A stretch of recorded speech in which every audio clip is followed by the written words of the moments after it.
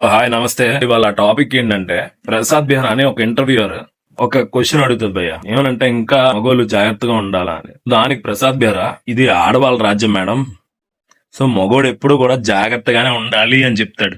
అప్పుడు ఆవిడ అంటది జెండర్ ఈక్వాలిటీ అంటారు, సో అయినా కానీ ఇంకా సినిమాల్లో హీరోలకే కదా ఎక్కువ రెమ్యునరేషన్, హీరోయిన్స్ మీద అనేసి అంటది.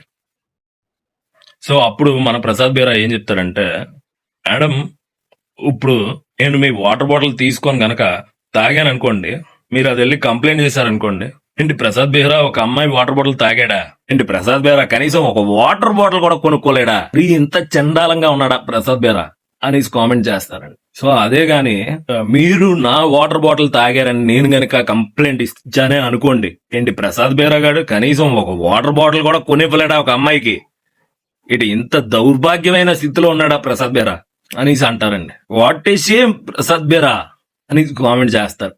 అది ఫ్రెండ్స్ ఇంటర్వ్యూలో జరిగింది. సో ఇప్పుడు దీని మీద నేను మాట్లాడేది ఏంటంటే, సో ఇదండి మన ఇండియాలో జరిగే క్రింజ్.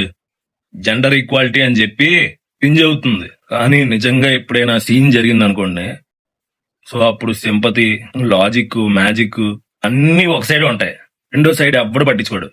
రెండో సైడ్ అంటే మగోడు సైడ్. మన దేశంలో జెండర్ ఈక్వాలిటీ గురించి మాట్లాడతారంతే, అది ఫ్యాన్సీగా టెక్స్ట్ బుక్ లో రాయడానికి పనికి వస్తుంది తప్ప ఇంకెందుకు పనికిరాదు. సింపుల్ గా చెప్పాలంటే, నేను గనక ఒక అమ్మాయి వాటర్ బాటిల్ గనక తాగి అప్పుడు గనక అమ్మాయి కంప్లైంట్ గానీ ఇచ్చింది అనుకోండి, సో అది పెద్ద క్రైమ్ అన్నమాట. సో అదే సేమ్ కంప్లైంట్ నేను గానీ ఇచ్చాను అనుకోండి, అది పెద్ద కామెడీ, పెద్ద ట్రాజిడీ. ఇంకెన్ని డీలు ఉంటాయి అన్ని డీ, నాకే పెద్ద డీ అంటారు రివర్స్ లోనే. ఇది చూడరా వాటర్ బాటిల్ తాగినందుకు వెళ్ళి కంప్లైంట్ ఇచ్చాడు. సో మన దేశంలోని జెండర్ ఈక్వాలిటీ అంటే ఏంటో తెలుసా? ఉమెన్ కి ఎక్కువ రైట్స్ ఇచ్చి మెన్ ని ఎక్కువ అవమానించడం, ఇది జెండర్ ఈక్వాలిటీ అంటే మన దేశంలో. So I'm very proud of my nation. Women కి ఫుల్ సపోర్ట్ ఉంటది ఎక్కడికి వెళ్ళినా సరే, ఏ సిస్టమ్ నుంచి అయినా సరే. ఈ మెన్ మాత్రం నోరు తెరిచినా నోరెత్తినా వాడు పెద్ద ఎదవా, వాడొక ఎదవ అంతే. మీరు చెప్పండి, మగోడు తప్పు లేకపోయినా ఎన్నిసార్లు మగోడికి న్యాయం జరిగింది చేతుల మీద లెక్క పెట్టుకోవచ్చేలాగా. సో ఇదైతే మాత్రం ఈక్వాలిటీ అని మాత్రం పేరు పెట్టకండి దీనికి, దీన్ని హిపోక్రసీ అంటారు.